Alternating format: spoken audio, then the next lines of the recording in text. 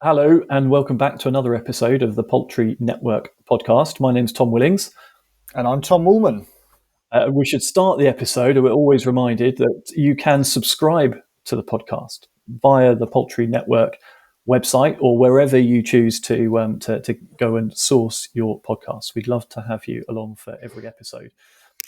Today, we are joined by a couple of guests I'm going to introduce in a moment, but they are researching what can only be described as a monumental research project, including a whole host of industry partners that many of you will be familiar with, all focused on chicken meat, the broiler industry, on the basis that chicken is the UK's most favourite meat. 50% of meat consumption in the country is chicken. It's quick, it's available everywhere, it's relatively cheap, and as I say, it's on our plates more often than anything.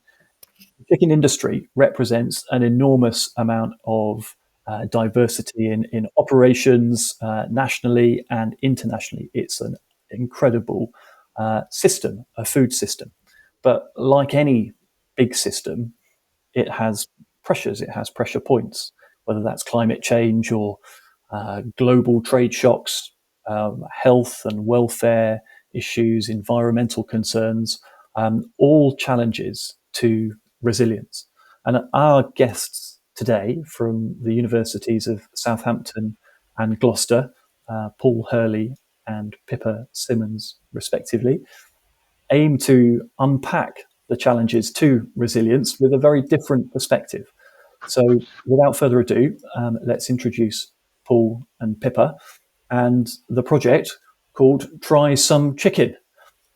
Which is a great title. Could I just ask how you came up with Tri-SoMe Chicken? Because it sounds like an advert, and presumably most of your academic research is not always sounding like an advert. But yes, how did you come up with the name for the project? Well, neither of us can take credit for that. That was our colleague Emma Rowe, who's leading the project at Southampton. And so the project is funded as part of a UK government-funded program through UK Research and Innovation about the kind of resilience of the UK food system. And so Emma and some of us put together a proposal for this project, which is a 3-year project. And that the long title is Towards Resilient Industrial Socio-metabolics of Chicken. And academic research projects like a snazzy acronym, and I think Emma has a bit of a sense of humour, so we came up, we worked out that Tri-SoMe Chicken would work with those long academic words. So Tri-SoMe Chicken, which feels quite snappy. We've also got the other name of Resilient Chicken, because the project, as I say, is all about resilience. Okay, so maybe you could start off just by telling us in a bit of a nutshell, if that is possible. As we said, it's quite an expansive project, but in simple layman's terms, what's the project trying to find out? Yeah, so I suppose it's within this broader context that we're facing at the moment of polycrisis, basically, that's really increased the focus on resilience, and specifically on resilience in the food system. Obviously, early this year, we had the National Preparedness Commission publish that report by Tim Lang, which was looking at civil food resilience. So thinking about, if there is a big shock to the system, what does that mean for ordinary people? And it's within that sort of context and those increased attention to food security that this project has started. And we're very much looking at food system resilience through the lens of the broiler chicken sector. So we're doing that as quite a big team. The bulk of the academics in the team are geographers, or we're geography adjacent. So we've got that sort of perspective of being good at mapping things, but not just mapping things spatially, mapping different materials as they move through the system, mapping power dynamics and things like that, and kind of looking at things with that really big picture perspective. We've also got partners from industry, which has really been really helpful, because for a lot of us, this is our first time researching broiler chicken. So we're learning a huge amount, and they've really helped give us that baseline knowledge, and often giving us a reality check when they need to. Mm-hmm. No, I think that's quite useful, and I think it's a very interesting project, because one of the strengths of the poultry meat sector is that you have large companies, I suppose, that are able to manage the whole supply chain, and you have vertically integrated supply chains where costs are able to be managed as closely as possible, and you have the right supply and demand, so your supply chain is working really well. But ultimately, it does leave you open as well. If you do have issues, that there aren't always lots of other people that can jump in and fill that production. I think the thing that strikes me that's different about this project, because there will have been an awful lot of research into how to make chicken, probably from a production point of view, more sustainable, whether that's resilience to climate change or resilience in improving the impact on climate change of production, health, welfare, etc. All of the things that we've already mentioned. But you're looking at things from the other end of the telescope as well, on the socio and economic side of things. And the first thing that comes to my mind is that chicken is, as we've already said, it's cheap and it's ubiquitous. It's everywhere. And many of those other issues facing the chicken production industry are arguably a byproduct of being just that, cheap and ubiquitous. But at the same time, if your research looks at from the perspective of a food bank user, or for a consumer for whom price sensitivity cost is of paramount importance, and I wonder what your early thoughts, findings are in how you kind of square that circle. Yeah, I think we're thinking about, or trying to think about, resilience in all of these dimensions, as you say, the sort of social as well as the economic and the kind of supply chain. So the project, this sort of funding call that the project is working under, has also funded, I think, 4 or 5 other projects that are looking at kind of modelling the supply chain and stuff like that to think about UK food system resilience.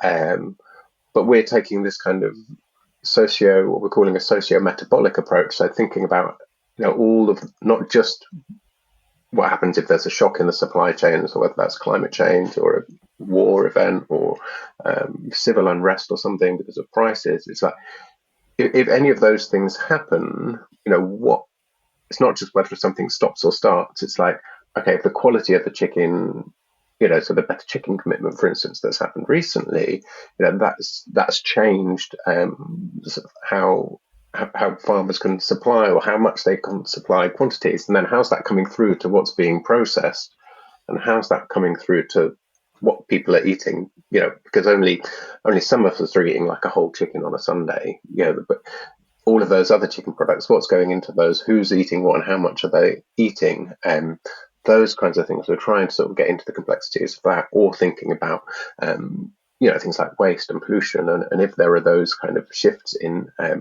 whether that's the feed or some of the nutrients coming into the feed or the breeding, just these small, doing these sort of little tweaking kind of hand gestures that these small tweaks can have kind of big impacts further along. So we're trying to get this picture of this whole thing, and so thinking of resilience across all of these tweaks and all of these like kind of flexible things, just to think in the future, okay, what happens when we've got this protein that is very ubiquitous, very healthy, very cheap, in ways, much more sustainable than other animal proteins, much healthier than a lot of other animal proteins.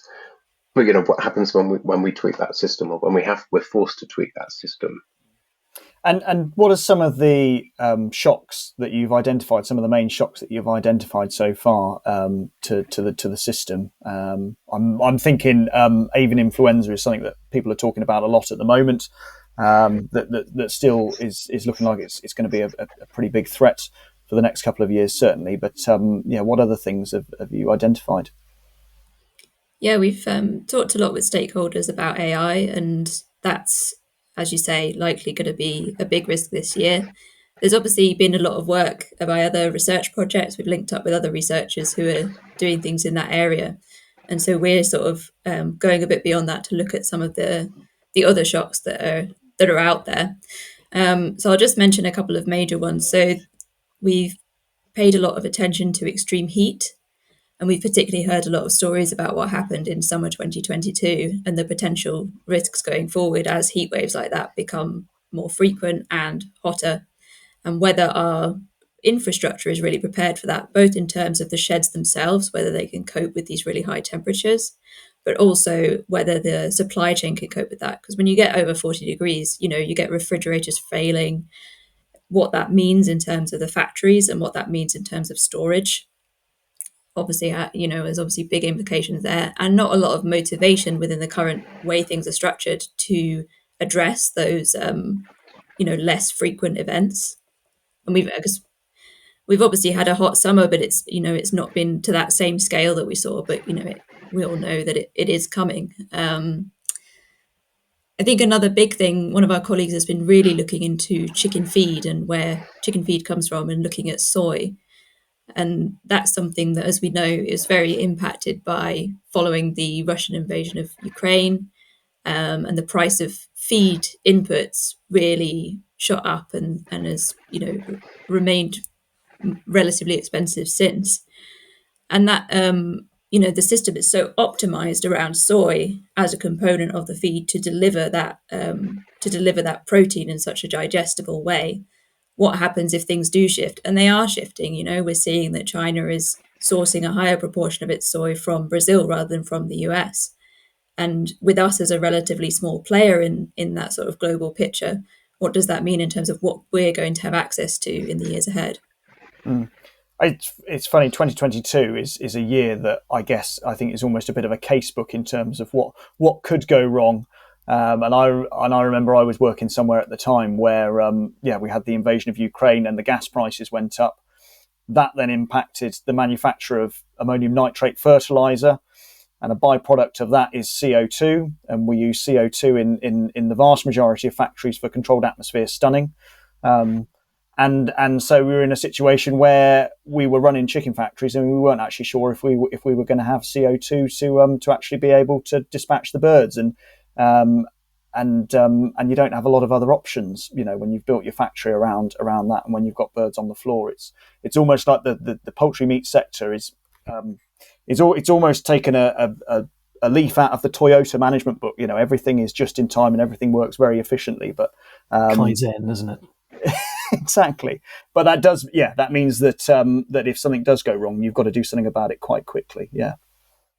And I think that's been a big learning point for us, coming as kind of newbies to the sector, just realizing the implications of, if you can't get those chickens dispatched, the welfare implications of them staying on farm are really significant. So that's been a real learning point for those of us new to the sector.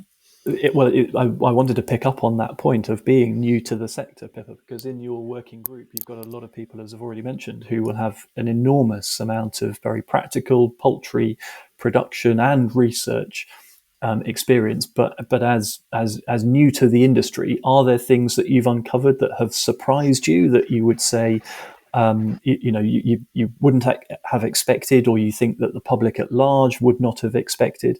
And then on the back of that, are you starting to build a picture of what good might look like, what the outturn of the project might be, if this is going to inform government policy in the long term?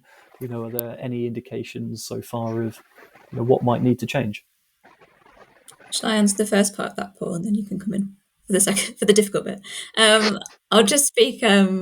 I just speak to my experience personally. So my previous research was to do with cows and sheep. So I guess the learning curve for me has been the real difference in what makes a good livestock farmer with those different animals, and the different way that you need to think about it and interact with it. So yeah, that's been very different. And I think what I've also realised is the way that the public is way more disconnected, I would say, from broiler chicken than they are from other farmed animals. There's something about it's partly because we've moved chicken indoors, people don't see them a lot of the time. And for example, I was on the phone to a friend a few weeks ago who was saying, well, I just thought that it was whenever hens didn't lay enough, they went off to become meat. And I think a lot of people don't realise that there's these two different breeds serving these different purposes. And I think it's quite tricky, isn't it? Because the public perception of what is a healthy and happy and, high welfare chicken can be quite different from what the industry understands based on, the data and their knowledge around the bird, what the bird needs, basically. So yeah, I would kind of highlight that public disconnect that I think is quite interesting. There'll be many farmers listening to this thinking exactly, or agreeing, vehemently with you that if only people knew more about how food was produced and could then distinguish between those that do an excellent job and others, and the opportunity to add value, if you can connect the consumer with the producer, is endless, isn't it? Mm-hmm. Paul, sorry, Tom. I was going to say yes, but even coming to stuff like environmental footprint and what is the environmental impact of downstocking birds from 38 kilos, which is the sort of red tractor standard, to the 30 kilos, which is now being widely adopted by retail. How many consumers understand the implications of giving chickens more space, but actually what that does in terms of the footprint of what carbon footprint of producing those birds. So Paul, I think we were going to ask you really about what good might look like down the line. What would a more resilient broiler production sector look like? That's a very good question. We're just 1 year into a 3-year project, and I think we're still working it out. To be honest, I think we're connecting, with other researchers, other kind of stakeholders, industry partners. Because one of the things I think that's really struck me, so you've got, out of the whole team, you've got the 2 non-chicken experts here today, I suppose, but with some very expert kind of experienced other people on the team. But my expertise, I suppose, is kind of making connections across areas, so across different stakeholders or different industries, and I've done that in lots of different sectors. But what struck me is how vast the broiler industry is, the broiler sector, and that there are so many different stakeholders, from policymakers, farmers, integrators, feed producers, breeders, retailers, NGOs, consumers, all different types of consumers. It's vast. So we've been doing this work to try to, both on the project team but also through kind of stakeholder meetings, bring people together to try to kind of bring to the surface what some of these questions might be that we need to kind of address in the project, but also how we can kind of work towards finding kind of that kind of answer to making the system more resilient, and how we can find that answer that's going to be useful to everybody. Because we could easily just sit in the university and come up with a big policy document, and it could be completely useless because we haven't spoken to the right people, or we don't know how it's going to be used. So I think it has to be something that's relevant to people, and that's that's useful, that's kind of understandable, that's kind of practicable as well. So it's something that people can use, and that's also flexible as well. It needs to be. So we're thinking about a kind of framework, an ethical framework, for instance, but it can't be something very prescriptive. It's not going to be like a sort of welfare standard measurable thing. I think it's going to be a sort of set of principles, or something that we can that will help all of us stakeholders in the system, all of us. It can help us all kind of understand a bit more of the complexity and work with that complexity to kind of bring in that resilience, if that makes sense. That does make sense. I think that the mechanism as a whole, or the machine as a whole, made up of all of the different parts that you've referred to, is so, my observation would be, it is so finely tuned to work between geneticists and breeding, production, right the way through the chain to retail and or any other methods of getting the food to the consumer in whatever format that might be, in whatever market this country and abroad might be. That a little change over here, going back to your dials earlier, a little change over here suddenly knocks into very significant consequences and adaptations necessary over there. So I think it'll be a really, really interesting project to see develop, because it has any one change has the potential to have far-reaching effects elsewhere. Pippa, were you going to? Yeah. I politely raised my hand there just to add to that. I would say I think at this stage we can probably say that, like many sectors, one of the difficulties is this ability to think long term and plan long term when you're under financial pressure, and things like, improving the sheds so they can cope with extreme heat, or investing in better cold storage, things like that. That all costs money. So it's about that ability to plan and that ability to invest, which I think part of what we're thinking about is what that might look like and how that might be supported. And then you're looking to talk to more farmers. You've got an engagement event coming up, but you're also on a recruitment drive. Tell us, who are you looking for? What do you need? When and how should people get in touch? That's right. Yeah. So the piece of work that I'm doing at the moment, I'm interviewing broiler farmers, and we're trying to speak to people who are doing, are based all over the country and running different kinds of systems. So interested in people who are, running different systems, disposing of waste in different ways, to try and find out at the kind of farm level, what does resilience look like really, and how does this all happen in terms of everyday practices. So if people would like to get in touch, I don't know how we can share like emails and things like that, Tom, whether we can put them in the show notes or something, but yeah, absolutely, very happy for people to reach out. Yeah, no, well, it's a fantastic project because, as we said at the beginning, chicken is ubiquitous. Really, it's everywhere. In the home, out in restaurants, and all across the country as well. When you look out at the landscape and agricultural activity, so the resilience of it is really important, and it's I think it's really great that you guys have got the courage to get an enormous project like this that is so important to the long-term future of not only the agricultural sector but also the citizens of the country, food citizens of the country, and where people get their food from. And you're going to look at it and hopefully come up with some interesting insights which are going to help guide us over the next few decades. So yeah, thank you, Paul. Thank you, Pippa, for joining us. As we said, there will be further details on the projects that you could either find on the University of Southampton research project page, and we'll put some stuff on the Poultry Network page as well. But yeah, it'd be great to get you back at some point as well, and as the project progresses, and hear how things are going. Yeah, we'd love to come back.